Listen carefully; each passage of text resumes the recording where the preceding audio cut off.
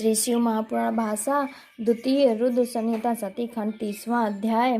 भक्तजनों, हर हर महादेव। दक्ष यज्ञ में सती का देह त्याग। नारद जी बोले, हे ब्रह्मांज, सती ऐसा कहकर मौन हो गई, तब क्या हुआ वो भी मुझे सुनाइए। ब्रह्मा जी बोले, जब सती अपने पति शंकर का स्मरण कर मौन हो गई, तब वो शांत चित्त से वो सहसा पृथ्वी पर उत्तर की ओर मुख करके जा बैठी और आचमन का नेत्र बंद कर लिया तथा शरीर त्यागने की इच्छा से योगाग्नि द्वारा शीघ्र ही अपने शरीर को भस्म कर डाला। फिर आकाश और भूमि, देवताओं और मुनियों को भयभूत करने वाला अद्भुत हाहाकार मच गया।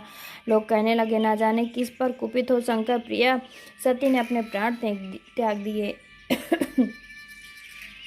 दक्ष की ये मूर्खता तो देखो कि जिसके कारण सती ने अपने प्राण त्यागे हैं, उसी शिव से द्रोह कर उसने अपनी पुत्री का अपमान किया। अब इस अपराध से नरकगामी हो। उधर सती के प्राण छोड़ते लोगों से ये कहते हुए सुना कि शिवजी के गण हाथ में शस्त्र लेकर उठ खड़े हुए। अब एक साथ उस स्वर से हाहाकार करने लगे। दिशाएं व्याप्त हो गई, मुनीश्वर भयभीत हो गए। फिर तो शिवजी के गण सब दिशाओं में प्रलय मचाने लगे।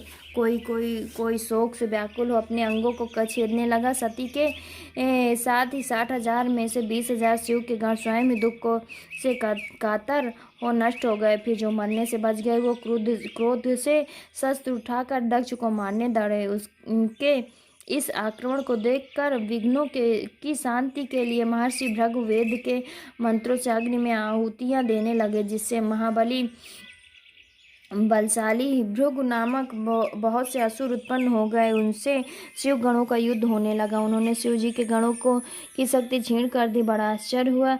सभी लोकपाल और मरुद गणों आदि इंद्रादिक सभी देवता मौन थे। विष्णु आदि किसी में उन विघ्न को दूर करने की शक्ति ना थी। सभी लोग खिन्न होने लगे। इस प्रकार दुरात्मा दक्ष के यज्ञ में विघ्न उत्पन्न हो गया। इति श्री शिव महापुराण भाषा द्वितीय रुद्र संहिता सतीखंड का 30वां अध्याय समाप्त। भक्तजनों, हर हर महादेव। भक्तजनों, हर हर महादेव। 31वां अध्याय। आकाशवाणी। ब्रह्मा जी ने कहा, जब दक्ष आदि देवताओं को सुनाते हुए ये आकाशवाणी हुई कि हे मूर्ख दक्ष, तूने ये क्या अनर्थ कर डाला।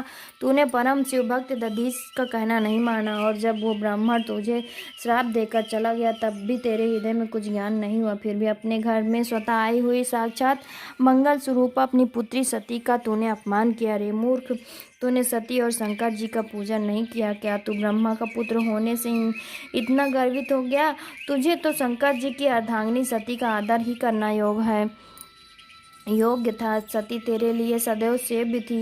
वो अनादि शक्ति जगत का सृष्टा, रक्षिका और कल्पांत में संहारिका है। इसी प्रकार भगवान शंकर जी सबके स्वामी और सब देवों के कल्याण करता है, जिनके दर्शन मात्र से सब यज्ञों का फल प्राप्त होता है। क्योंकि शंकर जी संपूर्ण जगत के दाता और मंगलों के भी मंगल है, परंतु तुझ दुष्ट ने उनका सत्कार नहीं किया। इस कारण तेरा यज्ञ नष्ट हो जाएगा।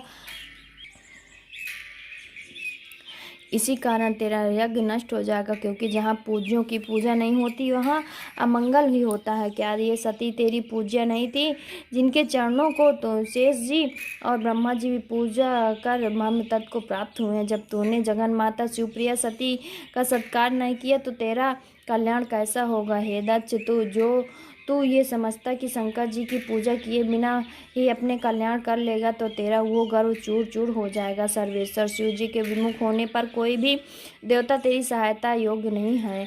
तेरा मुख जल जाएगा, यज्ञ विध्वंस हो जाएगा और तेरे सहायक वे सब जल जाएंगे। सब देवताओं को शपथ है कि जो इस मंगल के लिए तेरी सहायता करे। हे देवताओं, अब तुम सब लोग शीघ्र इस मंडप से निकल जाओ, अन्यथा आज सब लोगों का सर्वथा ही विनाश हो जाएगा। ऐसा कह कर आकाशवाणी मौन हो गई। विष्णु आदि सभी देवता और मुनीश्वर उस वाणी को सुनकर बड़े ही आश्चर्यचकित हुए। इति श्री शिव महापुराण भाषा द्वितीय रुद्र संहिता सतीखंड का 31वां अध्याय समाप्त। भक्तजनों, हर हर महादेव।